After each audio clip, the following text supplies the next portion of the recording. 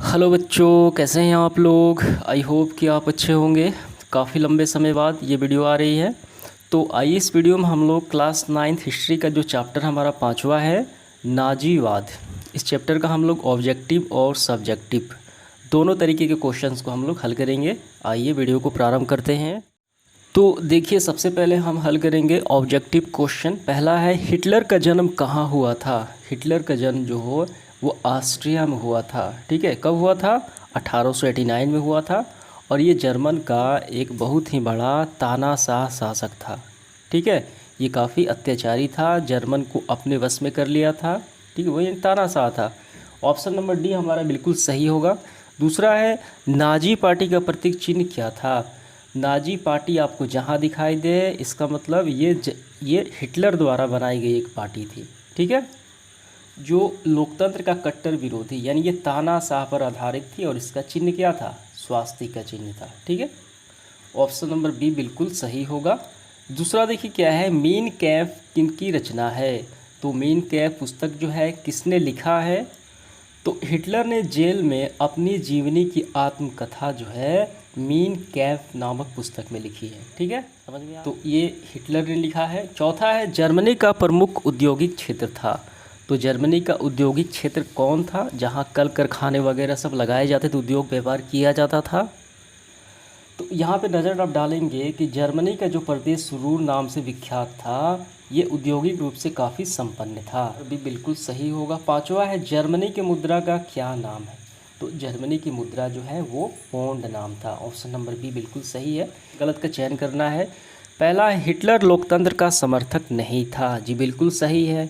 तो क्या था? हिटलर जो है वो लोकतंत्र का कट्टर विरोधी था, वो तानाशाही था। ठीक है, लोकतंत्र को नहीं मानने वाला था।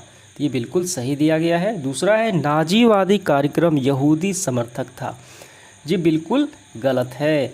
नाजीवादी कार्यक्रम जो है यो यहूदियों के क्या था? विरोध में था, समर्थक नहीं था। ये बिल्कुल सही होगा, यानी ये गलत होगा आपका। ठीक है, यहाँ पे समर्थन दिया गया, इसका मतलब गलत है। तीसरा है, नाजीवाद में निरंकुश सरकार का प्रावधान था, यानी वो जनता के हितों, जनता के कल्याण की भावना उसमें नहीं थी, निरंकुश शासन व्यवस्था थी। जी बिल्कुल सही है। चौथा देखिए, वर्साय की संधि में हिटलर के उत्कर्ष के बीज निहित थे। जो बिल्कुल सही है। प्रथम विश्व युद्ध के बाद वर्साय की संधि जर्मनी पर थोपी गई तो जनता उसे अस्वीकार कर ली। ठीक है, और जनता का आविष्कार, तो जनता के बहिष्कार यानी उससे नाखुश थी, तो इसी का फ़ायदा उठाकर हिटलर वहाँ का तानाशाह बन बैठा। ये बिल्कुल सही हो जाएगा। पांचवा है, नाजीवाद में सैनिक शक्ति एवं हिंसा को गौरवान्वित किया जाता था। ये बिल्कुल सही है। आगे बढ़ते हुए, रिक्त स्थानों की पूर्ति करें। पहला, हिटलर का जन्म कब हुआ? 1889 में हुआ। ठीक है, कहाँ हुआ? ऑस्ट्रिया में हुआ। तो 1889। दूसरा, हिटलर जर्मनी का चांसलर पद 1933 में संभाला। तीसरा है, जर्मन ने राष्ट्रसंघ के संबंध विच्छेद 1933 में किया था। चौथा सवाल देखिए क्या है, नाजीवाद का प्रवर्तक कौन था? हिटलर था। पांचवा है, जर्मनी के निम्न सदन को राइक स्लैग कहा जाता था। समझ में आएगा, राइक स्लैग भरना है, यहाँ पे हिटलर भरना है। तो ये आपका पूरा हुआ। अब इसके बाद हमें टिप्पणी लिखना है, इसके बारे में लिखना है। 6 पॉइंट है। पहला है तानाशाह, इसके बारे में बताना है कि तानाशाह आखिर होता क्या है। देखिए, तानाशाह के बारे में हम लिखेंगे तानाशाह डिक्टेटरशिप। ठीक है, तानाशाह के अंतर्गत ऐसी शासन व्यवस्था जिसमें किसी देश के शासन प्रणाली, देश की शासन व्यवस्था का संपूर्ण शक्ति एवं नियंत्रण किसी खास व्यक्ति के विशेष के हाथों में होती है। ठीक है, जो वही अधिनायक कहलाता है, तो वो पूरी व्यवस्था कही जाती है तानाशाही शासन व्यवस्था। उदाहरण के लिए हम वर्तमान में देखेंगे कोरिया का तानाशाह, जिसमें किम जोंग जो है वो वहाँ का क्या है? डिक्टेटर है। तो समझ में आ गया, ये आपका हो गया तानाशाह की परिभाषा। इसमें जनता की नहीं चलती और सबका शासन, सबका नियंत्रण किसके हाथ में होता है? वो तानाशाह के हाथों में होता है। अगला पॉइंट देखिए क्या है, दूसरा, वर्साय की संधि, इसके बारे में बताना है हमें संक्षेप में। वर्साय की संधि जो है वो प्रथम विश्व युद्ध के बाद थोपी गई थी जर्मन पर। तो हमें यहाँ से करना है, प्रथम विश्व युद्ध के बाद 28 जून 1919 ईस्वी में जर्मन की नई गणतंत्र को अपमानजनक वर्साय की संधि पर हस्ताक्षर करने के लिए मजबूर किया गया। ठीक है, वस्तुतः यह संधि काफ़ी कठोर और आरोपित थी। ये जर्मन जनता इससे असंतुष्ट है। ठीक है, तो यही आपका आंसर हो गया। और यही वर्साय की संधि है, इसी का फ़ायदा उठाकर हिटलर क्या है, ये जर्मन पर अपना क्या होगा, तानाशाह बन बैठा। ठीक है, बस आपको यहाँ तक करना है। अगला पॉइंट हमारा है तीसरा, तुष्टीकरण की नीति। ये क्या है, इसके बारे में बताना है। तुष्टीकरण की नीति के बारे में हम ऐसे लिखेंगे, युद्ध को रोकने के लिए बातचीत के माध्यम से एक पीड़ित देश को शांत करने की विदेशी नीति जो है वही कहलाती है क्या, तुष्टीकरण की नीति। तो प्रथम विश्व युद्ध के समाप्ति के बाद कई देशों के साथ संधियाँ की गई। ठीक है, बैठक की गई, बातचीत की गई ताकि द्वितीय विश्व युद्ध ना हो, लेकिन फिर भी द्वितीय विश्व युद्ध हो गया। ठीक है, तो ये आपका आंसर हो गया इसके बारे में। इसके बाद देखिए चौथा क्या है, वाइमर गणराज्य, यानी इसके बारे में बताना है। तो इसका आंसर हम ऐसे लिखेंगे, वाइमर गणराज्य के बारे में ऐसे लिखेंगे। देखिए वाइमर गणराज्य के बारे में, वाइमर गणराज्य जो है वो इतिहासकारों द्वारा जर्मनी की उस प्रतिनिधित्व लोकतांत्रिक संसदीय सरकार को दिया हुआ नाम है जिसने जर्मन में प्रथम विश्व युद्ध के बाद 1919 से 1933 तक शाही सरकार के बदले कार्यभार संभाला। ठीक है, तो बस यही आपका आंसर हो गया। इसके बाद देखिए अगला बिंदु है पांचवा, साम्यवाद। इसके बारे में बताना है। तो साम्यवाद का अगर हम संक्षेप में लिखना चाहें तो इसका मतलब होता है समता मूलक वर्गहीन समाज की स्थापना। ठीक है, ऐसे लोगों की समाज की स्थापना जो पिछड़े हुए हैं, ठीक है, जो विहीन है, सुविधा से विहीन है, वे सारे मिलकर एक समाज की स्थापना करते, वो साम्यवाद हो गया। देखिए 6 नंबर क्या है, तृतीय रायरम। इसके बारे में बताना है। तो इसका आंसर हम ऐसे लिखेंगे कि जर्मन के राष्ट्रपति जो थे हिंडेनबर्ग ने 30 जनवरी 1933 को हिटलर का चांसलर क्या किया, घोषित किया। ठीक है, और इस प्रकार जर्मन गणतंत्र, यहाँ तक हो गया, घोषित किया। ठीक है, तो यहाँ तक हो गया। ठीक है, अब इसके बाद फिर यहाँ से करना है। इस प्रकार जर्मन गणतंत्र की समाप्ति हुई और नाज़ी क्रांति की शुरुआत हुई, जिसे हिटलर ने तृतीय राइख का नाम दिया। बस इसका आंसर हो गया। इसके बाद हमें मिलान करना है। देखिए पहला है गेस्टापो, ये क्या है, गुप्तचर पुलिस है। वाइमर जर्मनी का शहर है एक। ठीक है, सीनेगांव ये क्या है, यहूदियों की प्रार्थना गृह है। इसका ब्राउन शटर्स ये निजी सेना है, और हिंडेनबर्ग जर्मन राष्ट्रपति। ठीक है, ये हो गया। तो इसके बाद देखिए हमारा सब्जेक्टिव क्वेश्चन प्रारंभ होता है यहाँ से। पहला सवाल देखिए क्या है, वर्साय की संधि ने हिटलर के उदय की पृष्ठभूमि तैयार की कैसे। काफ़ी आसान सवाल है। तो प्रथम विश्व युद्ध की समाप्ति के बाद जर्मन हार हुई उसकी, और उस पर ज़बरदस्ती वर्साय की संधि थोपी गई, जिससे जर्मन जनता जो है अपने आप को असंतोष और हीन भावना महसूस करने लगी। तो जर्मन जनता के सपोर्ट में, ठीक है, उनके सहानुभूति के लिए जो हिटलर था वो आ गया, और इसी का फ़ायदा उठाकर, ठीक है, और इसी का फ़ायदा उठाकर वहाँ पे क्या बना, तानाशाह बन बैठा। ठीक है, तो इसका आंसर हम कैसे लिखेंगे। तो देखिए इसका आंसर हम यहाँ से करेंगे। 1919 की वर्साय की अपमानजनक संधि प्रथम विश्व युद्ध में पराजित होने पर जर्मन को मित्र राष्ट्रों के साथ एक कठोर और अपमानजनक संधि करनी पड़ी। मित्र राष्ट्रों ने प्रथम विश्व युद्ध के लिए जर्मनी को उत्तरदायी ठहराया और संधि की कड़ी शर्तें रखी। इस संधि के अनुसार जर्मन को अपने सभी उपनिवेश, अपने साम्राज्य को 13% क्षेत्र और 10% आबादी से हाथ धोना पड़ा। यहाँ तक हो गया। अब इसके बाद देखिए, और ये संधि जर्मन जनता का असंतोष पैदा कर दी। वहाँ से लिखने के बाद फिर यहाँ से करना है। वर्साय की संधि ने जर्मन और हिटलर को क्या किया, उत्तेजित कर दिया।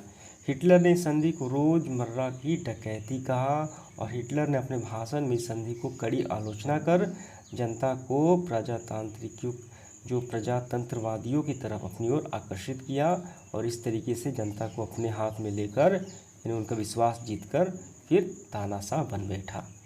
तो इसका आंसर हो गया।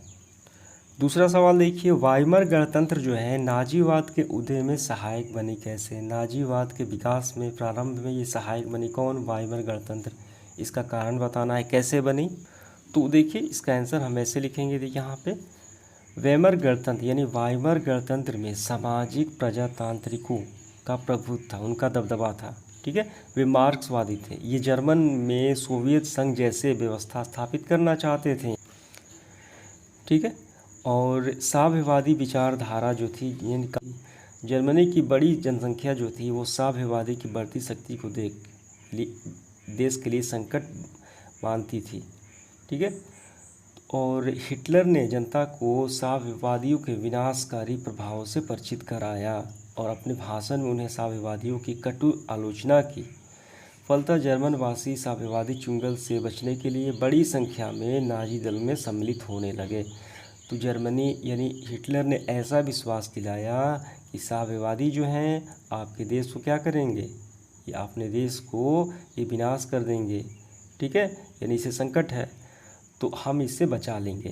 तो ये विश्वास में लेकर क्या किया, वे जर्मन वासियों को सावन चुंगल से बचाने के लिए बड़ी संख्या में नाजी दल में सम्मिलित कर लिया हिटलर। तो ठीक है, तो यहाँ तक हो गया। इसके बाद देखिए तीसरा सवाल, नाजीवाद कार्यक्रम ने द्वितीय विश्व युद्ध की पृष्ठभूमि तैयार कर दी कैसे। तो इसका आंसर देखिए हम यहाँ से करेंगे, नाजीवाद का प्रभाव। नाजीवाद ने जर्मन के इतिहास पर अमिट छाप छोड़े। जर्मनी की आंतरिक और विदेशी नीति पर इसका गहरा प्रभाव पड़ा। पूरे विश्व पर भी इसका व्यापक प्रभाव पड़ा। तो ये पूरा लिखते हुए आप देखेंगे तो क्या हुआ, भय और आतंक का वातावरण व्याप्त हो गया। हिटलर और नाजियों ने कार्यकलाप में विश्व युद्ध आरंभ करवा दिया। ठीक है, इसका मुख्य कारण कौन था, वर्साई की संधि द्वारा हिटलर ही मुख्य कारण था द्वितीय विश्व युद्ध करवाने में। तो ये आपका पूरा हुआ आंसर। इसके बाद देखिए चौथा, क्या साम्यवाद के भय से जर्मन पूंजीपतियों को हिटलर का समर्थन बनाया गया। जी बिल्कुल बनाया गया। तो इसका आंसर हम यहाँ से करेंगे। देखिए 1917 की रूसी क्रांति के प्रभाव जर्मनी पर पड़ा। यहाँ भी साम्यवादी संगठनों का निर्माण हुआ। साम्यवादियों ने वाइमर गणतंत्र को उखाड़ने और सर्वसहारा वर्ग का अधिनायक लाने का प्रयास किया। तो इससे क्या हुआ, जो जर्मन में जो व्यापारी उद्योगपति थे वो घबरा गए क्योंकि उनका व्यापार सारा ठप हो जाएगा। ठीक है, और वे व्यापार अपना बंद नहीं करना चाहते थे, वो विकास करना चाहते थे। तो अतः जर्मनी के उद्योगपति, पूंजीपति और जमींदार वर्ग काफ़ी भयभीत हो गए कि उनका व्यापार कहीं ख़त्म ना हो जाए। ठीक है, और इस प्रकार हिटलर ने साम्यवादी विरोध का नारा देकर, और वहीं हिटलर ने कहा कि मैं इन लोगों को ख़त्म कर दूंगा। ठीक है, तो ऐसा नारा देकर उनको क्या किया, सहानुभूति लिया, अपने वश में कर लिया और समाज के धनी वर्गों की सहानुभूति भी पक्ष में कर लिया और ये अपने वर्ग में कर लिया। ठीक है, तो इसका आंसर यही हो गया। इसके बाद देखिए पांचवा सवाल क्या है, रोम बर्लिन जो टोक्यो दूरी ये क्या है, इसके बारे में बताना है। तो यहाँ पे देखिए नाम से ही स्पष्ट है, रोम बर्लिन टोक्यो दूरी क्या है। रोम जो है इटली की राजधानी और बर्लिन जर्मनी की राजधानी। तो ये 2 या 3 देशों के मध्य एक संधि है। ठीक है, एक संधि की गई थी। तो इसका आंसर हम यहाँ से करेंगे, प्रारंभ करेंगे। अबिसिनियाई युद्ध में जर्मन ने इटली की सहायता की। फलतः क्या हुआ, ये रोम जो इटली की राजधानी है और जो बर्लिन जर्मनी की राजधानी है आपस में एक संधि कर ली और ये रोम बर्लिन धुरी के नाम से जाना जाता है। ठीक है, यहाँ तक हो गया। अब इसके बाद देखिए पूरा ही आपको लिख लेना है, अच्छे से एक्सप्लेन हो जाए। रोम और बर्लिन ने स्पेनी शासक जनरल फैक्रो को मित्रता स्थापित की और 1936 में जर्मनी और जापान ने साम्यवाद के विरुद्ध एक आपसी समझौता किया। ठीक है, और 1937 में इटली भी इसमें सम्मिलित हो गया इस समझौते में। तो इस तरीके से फलतः क्या हुआ, ये त्रिदलीय संधि हो गई जो रोम बर्लिन टोक्यो की धुरी के नाम से विख्यात हुई। इटली और जर्मन और जापान ये 3 देशों की एक संधि हो गई जो रोम बर्लिन टोक्यो धुरी कहलाती है। इसके बाद हमारा प्रारंभ होता है लॉन्ग क्वेश्चन आंसर। पहला, हिटलर के व्यक्तित्व पर प्रकाश डालें। हिटलर के बारे में हमें बताना है, उसका व्यक्तित्व कैसा था। तो देखिए इसके बारे में हमें ऐसे लिखना है, एडोल्फ हिटलर जो है, देखिए इसके बारे में हमें ऐसे लिखना है, एडोल्फ हिटलर का जन्म 20 अप्रैल 1889 में ऑस्ट्रिया में हुआ। तो इसके बारे में हो गया और आपको लास्ट में, ठीक है, तो ये लिखते हुए ये फिर वो नेता बन गया और इसके बारे में फिर और थोड़े से 2-3 लाइन लिख लेना है कि जो जर्मनी के राष्ट्रपति थे हिडेनबर्ग ने इसे जर्मन का चांसलर घोषित किया और वर्साई के अपमानजनक संधि के बाद ये जनता का विश्वास जीतकर उन्हीं पे क्या किया, तानाशाह बन बैठा और एक नाजी पार्टी का गठन किया। बस इसके बारे में हो गया, हिटलर के बारे में लिखना, समझ में आ गया। इसके बाद देखिए दूसरा क्या है, हिटलर की विदेशी नीति ने जो जर्मनी की खोई प्रतिष्ठा प्राप्त करने के लिए एक साधन बना। कैसे? जी बिल्कुल बन गया।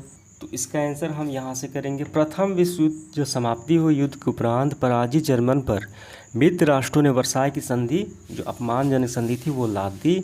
जो जनता थी ये उसको पसंद नहीं आई, तो सैनिक और आर्थिक रूप से जर्मन को पंगु बना दिया गया और पूरे जर्मनी ने वाइमर गणतंत्र या मित्र राष्ट्रों के खिलाफ बदले की भावना प्रज्वलित हो रही थी। और इसी का फ़ायदा उठाकर अतः हिटलर ने इस परिस्थिति का भरपूर फ़ायदा उठाया और जनता का विश्वास जीता और बड़ी सावधानी से विदेश नीति का अवलंबन किया और जनता का ये विश्वास जीता कि ये जनता को सब ठीक कर देगा, ये वर्साई की संधि को हटा देगा, ख़त्म कर देगा, ठीक है, और उनके बारे में सोचेगा। लेकिन उल्टा ही हो गया, उसका तानाशाह बन बैठा, ठीक है। और इस नीति में मूल सिद्धांत थे, तो ये आपको लिख लेना है, कम से कम यहाँ तक आपको कर लेना है। समझ में आ गया, ये लॉन्ग क्वेश्चन आंसर है। इसके बाद देखिए इस सेशन का हमारा आखिरी सवाल तीसरा, वादी दर्शन निरंकुशलता का समर्थन एवं लोकतंत्र का विरोधी था। जी बिल्कुल था, ये विवेचना हमें करना है। तो इसका आंसर हम यहाँ से करेंगे। देखिए नाजीवाद में उदारवाद और लोकतंत्र का कट्टर विरोध की अवधारणा थी। ये तानाशाह, ये क्या थी, एक व्यवस्था थी, हिटलर द्वारा ये शुरू की गई थी। अतः हिटलर ने सत्ता प्राप्त करने के लिए क्या किया, प्रेस और वाक अभिव्यक्तियों की स्वतंत्रता को ख़त्म कर दिया, प्रतिबंध लगा दिया, अपने वश में ले लिया। जो कहते थे वही वो बोलते थे और लिखते थे प्रेस वाले, ठीक है। और शिक्षण संस्थानों और जनसंचार को क्या किया, प्रतिबंध लगा दिया, कड़ा कानून बनाया और इस प्रकार जर्मन में लोकतांत्रिक आवाज़ का दफन करके और ये क्या किया, ये अपना तानाशाह स्थापित कर लिया। ये पहला पॉइंट हो गया, यहाँ से यहाँ तक आपको लिखना है। अब इसके बाद आपको लिखना है थोड़े से, राजा की निरंकुश शक्ति पर बल प्रदान करता है। जर्मनी ने हिटलर के निरंकुश शक्ति का सहारा लिया और सत्ता में आते ही गुप्तचर पुलिस, ठीक है, कौन से, इनका नाम देखिए, गेस्टापो का गठन किया और पूरे आतंक जर्मन में छा गया और इस तरीके से कब्जे में ले लिया। तो इस तरीके से हमारा सेशन समाप्त हुआ। धन्यवाद।